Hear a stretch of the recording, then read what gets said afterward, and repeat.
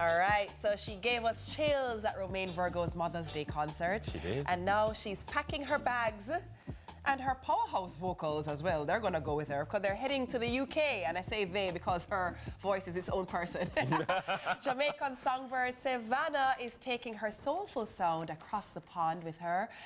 On the Need Me tour, hitting London, Manchester and Birmingham.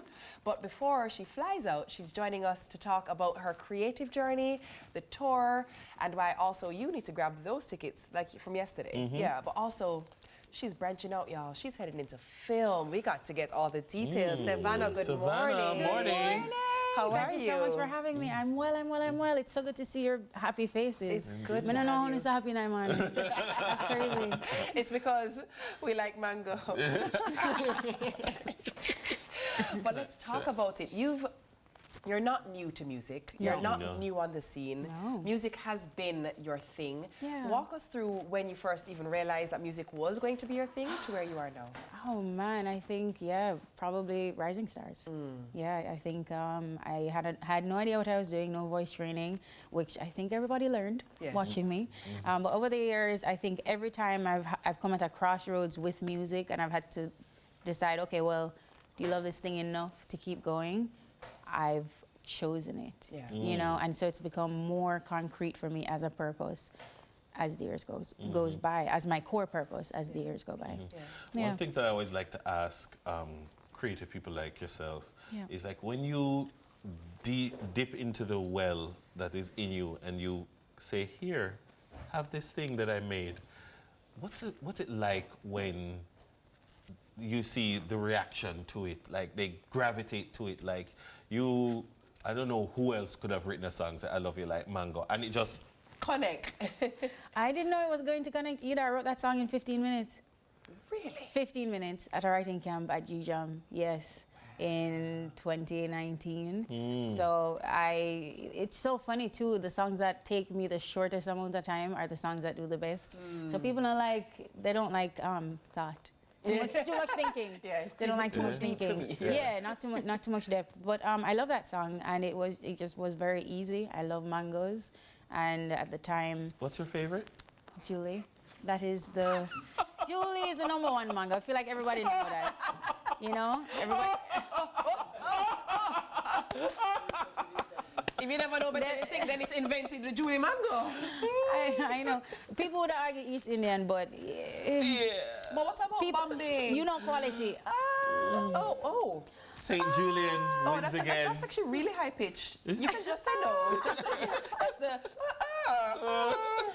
I don't know about that. Okay, all right. Well, about the Julie mango. Yeah. No, but it's one of my favorite songs to perform. People really, really love it. And it's really just talking about loving. If Miss love you like mango, it means I'm love you wholly.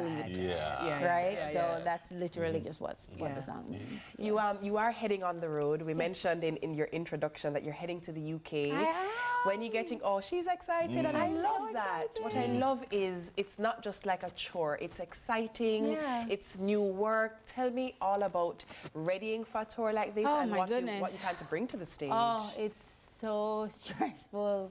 It's so stressful, especially as an independent artist. And I haven't toured in 6 years. Right? Wow. Yes. And this is my first headline tour across the UK in all of my career, right? And so I'm just really excited to sell out these venues, and I have other dates in the UK, but I wanted to especially highlight this segment, the 17th to the 19th, because those are the venues that I've, that they've given to me for me to try to fill up. So it means a lot. A lot of my supporters are from the UK anyway. When you go on Spotify, them say, London, Birmingham, Manchester. So I hope the people them turn out and not embarrass me. Them not shame you. Them not shame you. But yeah, I'm really excited. I'm really feeling really grateful. There's a lot of planning. There's a lot of press. There's a lot of organizing the outfits. Big up my brother who designs all my outfits, including the one I'm wearing. Really? Yes, he makes everything that I wear. Oh, you know what? I'm gonna confess myself here. I'm gonna expose myself. Tell me. This piece that you're wearing now, I know you wore for a recent visualizer. Yes. It's my promo video for the. But the video is maybe how long? There it is on 15 screen. seconds. It's 15 seconds. Even, However, I probably sat down watching that video. I didn't realize, I thought the video was like a 10-minute video, but the video just hit so good, Dennis, that you can't help but just watch the thing over and over and over. How do you come up with these concepts, especially as an independent artist? I know. I know that you're pretty much your team. Yeah. So walk me through the creative process to come up with something as cool as that, walking on the median in the middle of the street with your unattached mic, but you were singing. Yeah, no, it was, for me, I usually have a visual in my head when I'm writing a song or in the studio about a song. Yeah. And I knew from last year, me and Davin sit down and we say, all right, cool, we're doing Suits, right? But it's a take on Suits where it's like, we have an artistic liberty because I am at work, this is my job, but I'm able to take, you know, maybe the skirt is a little, you know, you couldn't really wear the skirt to the office, but it is office wear because I'm at work, but because it's not a typical job, I'm able to do certain things. Creative latitude. Right, yes. Creative latitude, ooh, look at that, yes. Words, you better quote me when you use it. Yes, and so, you know, I just thought it would have been very, very cool. At first, I wanted to do it in an office, right? But, you know, the government people were too expensive. So I thought, you know what, let me just do it in the middle of the road. Let me set up a desk and chair in the middle of the road. Let me have the mic in the middle of the road and just see how that goes. And it worked. It actually also is so poetic in that your work is consumed often by people who are traversing to and from work while they're on the road. So it's actually very That's poetic a word, as well. you know? Yendi, You're on a roll, yeah. Listen. You're doing a thing. What You know, can I it's say? almost like you should do this You're for on a work. roll. You want to be a part of her team? Hey, I would. She is at this point. At this point, she I am is. Team Sevana. I am Team Sevana. Savannah, Need Me. Where does that come from?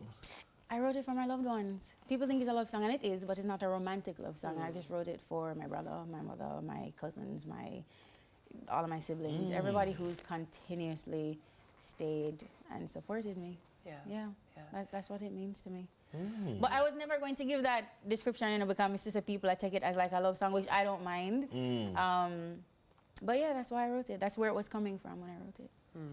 We mentioned in your intro again about you branching off and doing even more in the creative space. Yes. You are officially an actress. Yes.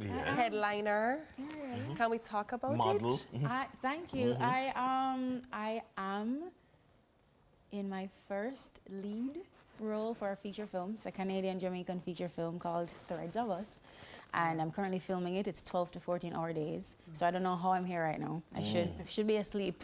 But it's been hectic. It's been really fulfilling. It's after a Bob Marley movie. And then recently, too, I did a role for a series that's going to come out shortly that I'm really excited about, which is British Jamaican. So I've been just sharpening my acting skill set. I've been working with an acting coach, and I'm just really excited to continue to share stories in that way. I've never actually stopped acting. I've just never, I think the one that gave me the most press was the Bob Marley film, biopic. But no, I'm really excited to kind of carry this feature on my back. It's not on the scale of Bob Marley, but it's still a feature. And so I'm really excited. It's like a Jamaican love story, and that's all I'll say. It's really beautiful. It's not centered around the usual like traumas that we're used to seeing. And so I'm excited. So you mean you're not going to rent a dread? I am not going to rent I don't even think I arrested Okay, non-Stella. Yeah, I know. Get your groove back. Maybe I'll get a little bit of groove. But no rent dreads. It's written by Donisha Pendergrass. Nice. And directed by Michael Kushney. So, I love that. Yeah. Very cool. Look, really looking forward. But guess what? We have more to expect because Savannah is going to be, of course, hitting the stage after the break. So you don't want to go anywhere. She has a performance that you definitely, it's a performance you didn't know you needed on this. Listen, let me tell you. Trust me, you're going to enjoy it. Stay with her.